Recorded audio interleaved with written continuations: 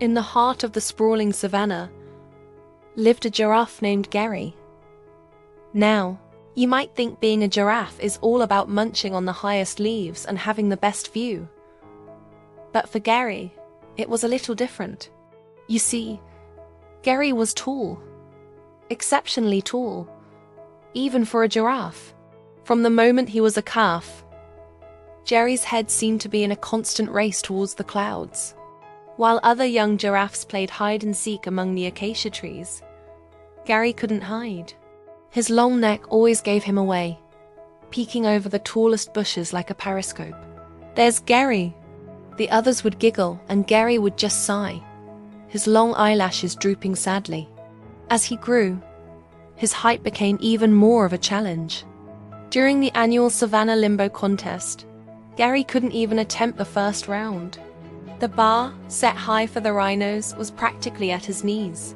He'd try to join the monkeys in their treetop games, but he'd get his neck tangled in the vines. "Oops, sorry," he'd mumble, carefully untangling himself as the monkeys chattered and swung away. He felt clumsy and awkward. "My head is always in the clouds, literally," he'd complain to his best friend, a tiny zebra finch named Pip. Pip would flutter around his head, chirping encouragement. "But Gary, you can see things no one else can. You see the sunrise first." Gary wasn't convinced. He started stooping, trying to make himself smaller. He'd bend his long legs and curve his neck, trying to blend in. But all this did was give him a sore back and make him look like a droopy question mark. He longed to be average, to not stand out, to just fit in. One scorching afternoon, the sky turned a dusty orange. A hush fell over the savannah. The air grew thick and heavy with the smell of smoke. A wildfire. Panic spread like the flames themselves. Animals scrambled in every direction, their calls of alarm echoing across the plains. In the chaos, a family of meerkats, huddled together, realized their youngest, little Milo, was missing. They had been playing near the rocky outcrops when the fire started. And in the confusion, Milo had gotten separated. His tiny squeaks were lost in the roar of the fire and the stampede of frightened animals. The meerkats scurried around, calling his name, their voices filled with desperation.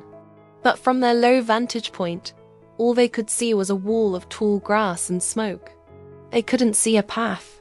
They couldn't see their son. Pip, who was flying high to escape the smoke, heard their frantic cries. He zipped down to Gary, who was trying to hunker down, looking just as scared as everyone else. "Gary, the meerkats have lost their baby. They can't find him in the smoke." Jerry's heart pounded. He looked at the chaos, the fear in everyone's eyes. He felt his own fear, but then he looked at the desperate meerkat family. He had to do something. For the first time, he didn't think about his height. He straightened his legs, stretched his neck as high as it could go, and lifted his head above the thickest layer of smoke. The world transformed. From his incredible viewpoint, he could see over the tall grass and the panicked crowds. He saw the fire's edge and the safe paths away from it. And then he saw it.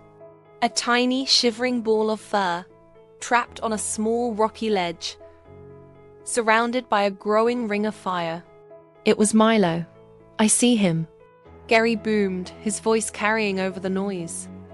"He's over by the granite rocks, but the fire is closing in." Without a second thought, Gary started moving. He didn't feel clumsy anymore. His long legs, which always felt so awkward, now carried him over bushes and across gullies with powerful, graceful strides. He was a tower of strength, a beacon of hope moving through the chaos.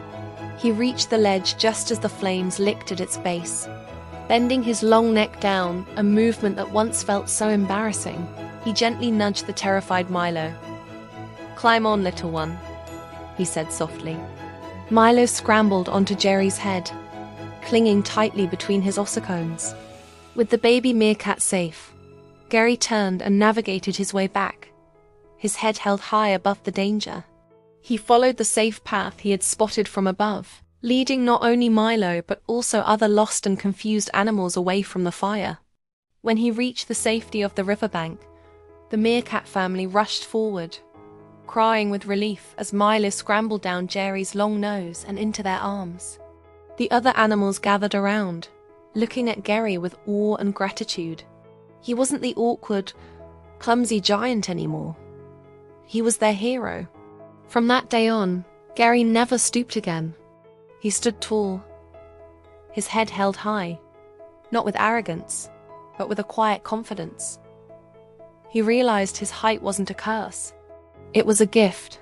It allowed him to see further, to help others, to be a protector for his community. He still saw the sunrise first, but now he shared the view, calling out to his friends to tell them a beautiful new day was dawning. And Gary, the tallest giraffe in the savannah, had finally learned to love the view from the top. Thanks for watching. If you enjoyed Jerry's story, don't forget to like, subscribe, and hit that notification bell for more adventures. See you next time.